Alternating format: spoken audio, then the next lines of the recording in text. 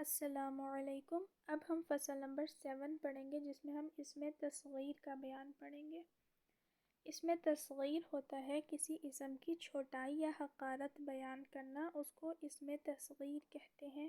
جیسے ہم نے پہلی فصلوں میں پڑھا تھا، علامات اسم کیا ہوتی ہیں؟ مصغر، کہ وہ کسی چیز کی چھوٹائی یا حقارت بیان کرتا ہے۔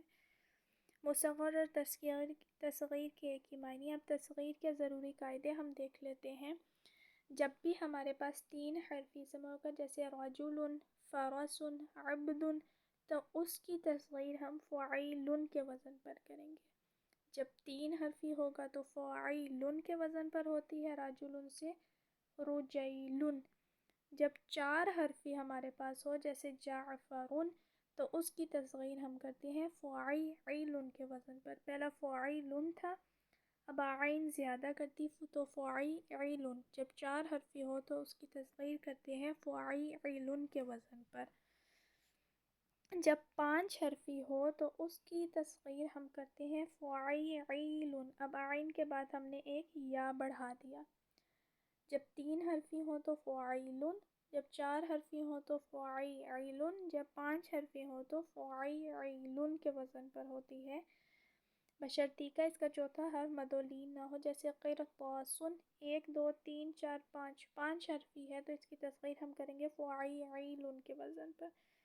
لیکن اب ہمیں کہہ رہے ہیں کہ اگر مد و لین ہو تو ہم یہ والی فعیل کے وزن پر کرتے ہیں، لیکن اگر چوتھا حرف مد و لین نہ ہو، جیسے دیکھیں سفر جالن، اس میں ہمارے پاس مد و لین نہیں آ رہا، تو اس کا 5th ورڈ حذف کر دیں گے، لام۔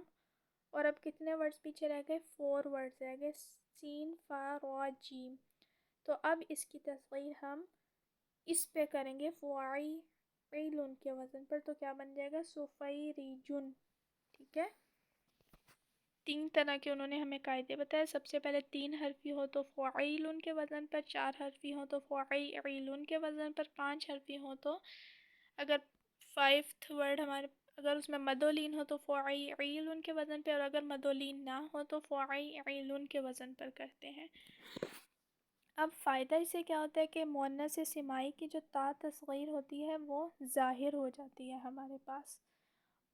آگے ہے جس کا آخری حرف حذف ہو گیا ہو تو وہ تصغیر میں واپس آ جاتا ہے، جیسے ابن، اصل میں بنیون تھا، اصل میں جب اس کی تصغیر کی تو ہمارے پاس ورڈ واپس آ جاتا ہے، ابن اصل میں بنون تھا۔ تو یہاں پہ ہماری فصل کمپلیٹ ہوتی ہے، یہ چھوٹی چھوٹی فصلیں ہیں۔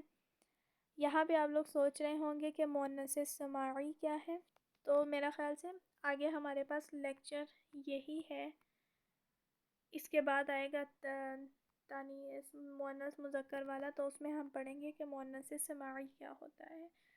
یہاں پہ ہم اپنا لیکچر کمپلیٹ کرتے ہیں۔ السلام علیکم۔